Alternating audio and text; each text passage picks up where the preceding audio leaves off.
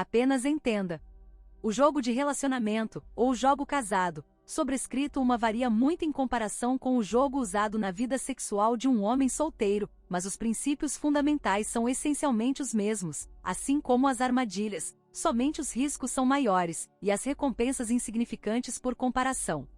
Tendo experimentado os altos e baixos da vida sexual de homem solteiro, bem como da vida de homem casado, posso dizer honestamente que nunca achei o jogo mais necessário do que no contexto do casamento. Eu também escrevi bastante sobre a proposição cheia de riscos do casamento para os homens, e a total incapacidade das mulheres de apreciar os sacrifícios que os homens assumem em se comprometer com o casamento. Portanto, deve ser óbvio que, sob tais condições, se um homem escolhe entreter um estilo de vida de casado, a única condição aceitável é que ela esteja dentro de sua moldura e de seus termos. E isso, senhores, requer não apenas um compromisso internalizado com o jogo em si, mas uma compreensão e uma internalização de um jogo muito mais restrito do que seria necessário na vida sexual de homem solteiro.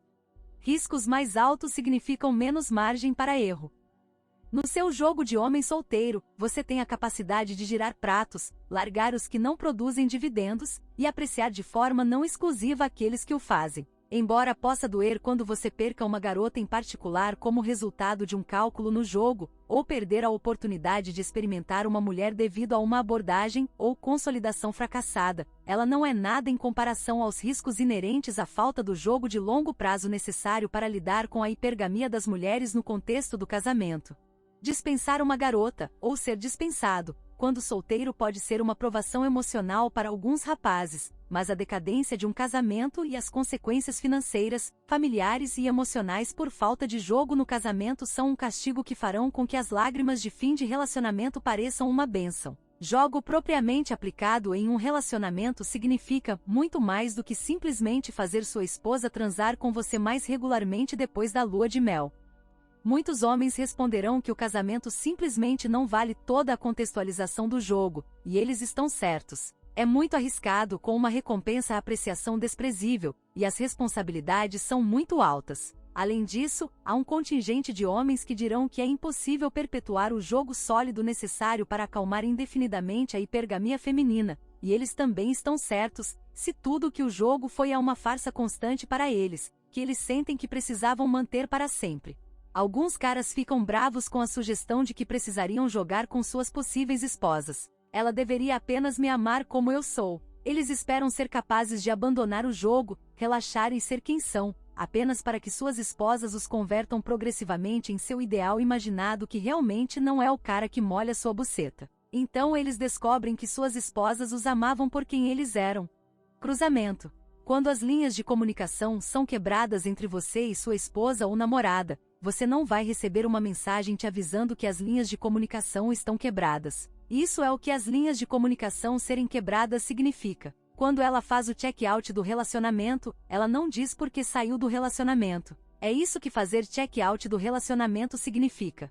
Eu geralmente tenho que controlar meu riso sempre que eu ouço um CFP no barril de caranguejos papagaiar o discurso da Matrix sobre como bons relacionamentos são todos sobre comunicação com sua namorada esposa. Quando isso vem de um cara solteiro, eu posso pelo menos parcialmente desculpá-lo por falta de qualquer experiência prática, mas quando se trata de um casado plugado, é apenas uma evidência da totalidade de seu condicionamento. A maioria dos caras que lhe dizem isso estão repetindo o que as amigas deles sempre lhes disseram ser a chave mais importante para um bom relacionamento, mas como em tudo feminino, há sempre um propósito latente sob o verniz da verdade aforística que elas mesmas vendem. Eu já estive em um evento de bebidas com minhas costumeiras, garotas serventes, sobrescrito 2 e durante nossas conversas, uma delas me contou sobre seus problemas com um namorado pegajoso, obviamente no espectro baixo de um desequilíbrio de VMS. É tão frustrante rolo, porque o cara não consegue entender? Com uma pequena, porém bela, enrugadinha no nariz, e o cansaço de seus seios de $5.000, minha garota tinha revelado indiretamente uma das complexidades mais intrincadas da comunicação intergênero. As mulheres querem que os homens simplesmente entendam. Simplesmente entenda o cara com a capacidade de expor o blefe de uma mulher com uma confiança que implica que ela deve se mostrar merecedora dele, e não o contrário. Ele é o homem por quem ela deve competir. Essencialmente, o fenômeno do conversa de garotas, conselhos de garotas, é um shit test em larga escala social. E até mesmo sua própria mãe e irmãs estão nessa, esperando que você entenda. Entender a mensagem e ver o desafio pelo que ele realmente é, sente falar abertamente sobre ele. Ela quer que você entenda por conta própria, sem precisar que ninguém te diga como. Essa iniciativa e a experiência necessária para desenvolvê-la fazem de você um homem pelo qual vale a pena competir. As mulheres desprezam um homem que precisa ser dito para ser dominante, dito para ser confiante, dito para ser qualquer coisa que tenha em sua lista de pré-requisitos para sua intimidade. Mostrar isso abertamente a um cara derrota sua credibilidade como um macho genuinamente dominante. O cara que ela quer foder é dominante porque é o jeito que ele é em vez de quem ela teve que dizer a ele para ser.